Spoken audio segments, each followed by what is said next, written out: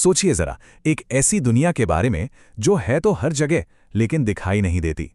ये हमारे चारों तरफ है, हमारे ऊपर है और हाँ, हमारे अंदर भी मौजूद है। चलिए आज हम बैक्टीरिया की इसी छिपी हुई दुनिया में गोता लगाते हैं। सवाल सुनने में बड़ा सीधा सा लगता है ना, कि आखिर ये हैं क्या? लेकिन इसका जवाब तो एक पूरी की पूरी अनदेखी दुनिया का दरवाजा खोल देता है। तो चलिए पता लगाते हैं। तो सबसे पहले एकदम बेसिक से शुरू करते हैं। ये छोटे छोटे जीव, ये माइक्रोब्स आखिर हैं क्या, और ये किस चीज के बने होते हैं? अच्छा, तो अगर साइंस की भाषा में कहें तो बैक्टीरिया हैं single celled prokaryotic micro organisms. अब ये प्रोकैरियोटिक सुनने में बड़ा भारी भरकम शब्द लगता है, पर इसका मतलब बहुत सिंपल है। इसका सीधा सा मतलब ये है कि इनके सेल में कोई असली न्यूक्लियस नहीं होता। मतलब एक झिल्ली के अंदर बंद न्यूक्लियस जैसा हमारे सेल्स में होता है, वैसा नहीं होता।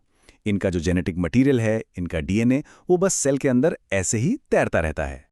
तो फिर कौन सी बातें हैं जो एक बैक्टीरिया को बैक्टीरिया बनाती हैं? चले देखते हैं। पहली बात, ये अकेले रहते हैं, मतलब यूनिसेलुलर। ये बहुत तेजी से अपनी संख्या बढ़ाते हैं। बस एक सेल टूटकर 2 बन जाता है, 2 से 4, और ये सिलसिला चलता रहता है। ये अच्छे भी हो सकते हैं और बुरे भी। और एक मजेदार बात, जब इनके लिए माहौल मुश्किल हो जाता है ना, तो ये स्पोर्स बना लेते हैं। समझिए एक तरह का सुरक्षा कवच, जिसमें ये मुश्किल वक्त के गुजरने का इंतजार करते हैं। ठीक है, तो अब हम ये तो जान गए कि ये क्या हैं। अब जरा इनके अंदर झांक कर देखते हैं। एक बैक्टीरिया को ना एक बहुत ही छोटी लेकिन कमाल की मशीन समझिए।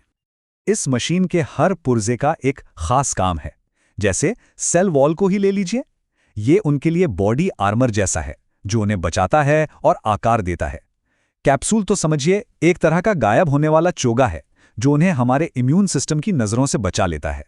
फ्लैजिला, ये छोटे छोटे प्रोपेलर हैं जो उन्हें घूमने फिरने में मदद करते हैं। और न्यूक्लियोइड, वो है इनका कमांड सेंटर, जहां इनका सारा डीएनए रखा होता है। अच्छा, अब सवाल ये उठता है कि हम इन नन्हे जीवों को पहचानते कैसे हैं?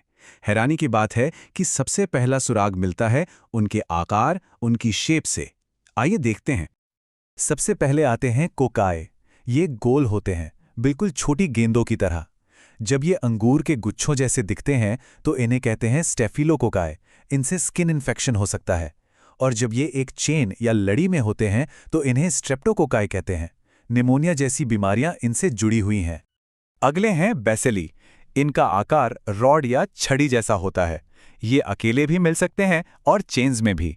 टीबी और टाइफॉइड जैसी जो गंभीर बीमारियां हैं वो इन्हीं की वजह से होती हैं। और आखिर में कुछ और भी मजेदार शेप्स हैं। स्पाइरिला, जो स्प्रिंग या सर्पिल जैसे होते हैं। सिफिलिस जैसी बीमारी से इनका नाता है। और हैं विब्रियो, जो बिल्कुल कॉमा की तरह दिखते हैं। और इसका सबसे बदनाम उदाहरण है वो बैक्टीरिया जो हैजा या कॉलरा फैलाता है। तो शेप से हमें काफी कुछ पता चल जाता है, लेकिन बात यहीं खत्म नहीं होती। कई बैक्टीरिया एक जैसे दिख सकते हैं, तो फिर साइंटिस्ट इनमें फर्क कैसे करते हैं? इसका जवाब छिपा है एक बहुत ही स्मार्ट रंगने की टेक्निक में।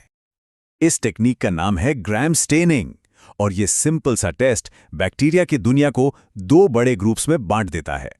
एक तरफ है ग्राम पॉजिटिव। इनकी सेल वॉल मोटी होती है और ये बैंगनी रंग पकड़ लेते हैं। दूसरी तरफ है ग्राम नेगेटिव। इनकी दीवार पतली होती है और ऊपर एक और लेयर होती है, जिसकी वजह से ये गुलाबी रंग के दिखते हैं। और ये फर्क सिर्फ रंग का नहीं है। इसी से डॉक्टर्स को ये पता लगाने में मदद मिलती है कि किस इन्फेक्शन के लिए कौन सी एंटीबायोटिक सबसे असरदार होगी। तो हमने इनके शेप्स देख लिए, इनकी बनावट समझ ली। अब आते हैं उस सवाल पर जो शायद सबसे जरूरी है।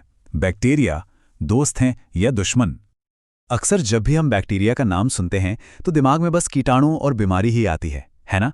लेकिन क्या हो अगर ये हमारी जिंदगी के लिए बेहद जरूरी भी हों? सच्चाई इससे कहीं ज्यादा पेचीदा और दिलचस्प है।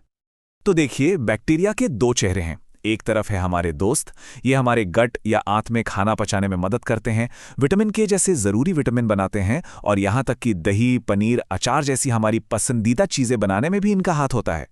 लेकिन फिर दूसरी तरफ है दुश्मन, वो जो टीबी और हैजा जैसी खतरनाक बीमारियां फैलाते हैं, जहरीले टॉक्सिन्स बनाते हैं और गंभीर इन्फेक्शन की वजह बनते हैं।